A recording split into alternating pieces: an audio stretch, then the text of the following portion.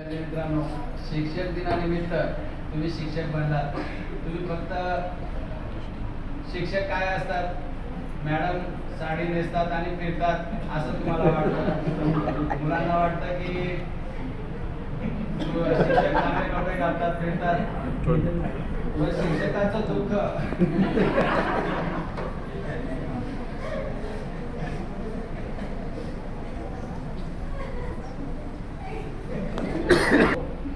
थोड्यापुरतं समजतं, परंतु प्रत्यक्षात जोपर्यंत आपल्याला खऱ्या अर्थाने त्रास होत नाही, अनुभव येत नाही, तोपर्यंत आपण कधीच समजू शकत नाही. खूप लोकांना वाटतं शिक्षक व्हावं. आता जे शिक्षण सेवक घेत काही दिवसांनी ते पण सांगते बरोबर. पण आई वडिलांची खूप इच्छा की ग्रँटेडला लागावं वगैरे वगैरे. भविष्यामध्ये शिक्षकांसाठी खूपच वाईट दिवस असणार आहेत, आतापासूनच सुरू झाले.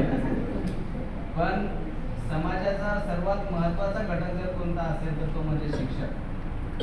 आज आपण म्हणतो AI आलं, संगणक आलं, भरपूर काही गोष्टी आपल्याला गुगलवर मिळतात, परंतु शिक्षक जे सांगू शकतो ते कोणीच सांगू शकत नाही. शिक्षक जे समजवतात ते कोणीच समजू शकत नाही. त्यामागचं कारण असं, कोणतीही गोष्ट आपल्याला जर करायची असेल तर त्याच्यासाठी अभ्यास करावा लागतो. फक्त अभ्यास करून चालत नाही, तर तो प्रसंग, ती घटना, ती बाब आपल्याला विद्यार्थ्यांपर्यंत कशी पोहोचवता येईल याच्यासाठी वेगवेगळ्या युक्त्या स्वीकाराव्या लागतात, वापराव्या लागतात. तरी सुद्धा विद्यार्थी लक्ष देत नाही. मी तुम्हाला कायम सांगतो, बघा, सगळ्यांनी माझ्याकडे लक्ष द्या, तरी सगळे लक्ष देत नाही. सगळ्यांनी माझ्याकडे बघायचंय तरी माझ्याकडे बघत नाही. म्हणजे एवढ्या वारंवार सूचना सांगून सुद्धा विद्यार्थ्यांचं मन हे बाहेरच राहतं, इकडे तिकडे बघतात. आणि हेच विद्यार्थी जेव्हा मोठे होऊन समाजामध्ये जातात त्यावेळेस सांगतात की आम्हाला शिकवलंच नाही, आम्हाला त्या शाळेने काहीच दिलं नाही. का? कारण की तुम्ही कधी लक्षच दिलं नाही, तर त्याचे परिणाम नंतर तुम्हाला भोगावे लागतात.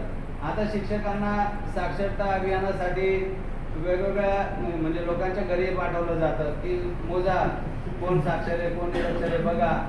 आता मी स्टाफ रूम मध्ये पण हे उदाहरण सांगितलं की भविष्यामध्ये आपल्याच विद्यार्थ्यांचं सर्वेक्षण करावं लागेल की हा 7वीला शिकला नाही, 8वीला शिकला नाही, आणि आता हा मोठा झाला 20 वर्षाचा, 30 वर्षाचा. जेव्हा आम्ही सर्वेक्षणाला येऊ तेव्हा तुम्ही पळत फिराल की हे शाळेत बी आमच्या मागे लागले, आता घरी तिथं सुद्धा मागे लागले.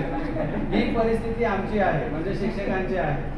तुम्हाला असं वाटतं की शिक्षक म्हणजे खूप चांगलं, शिक्षक म्हणजे खूप कठीण काम आहे, ते सगळ्यांना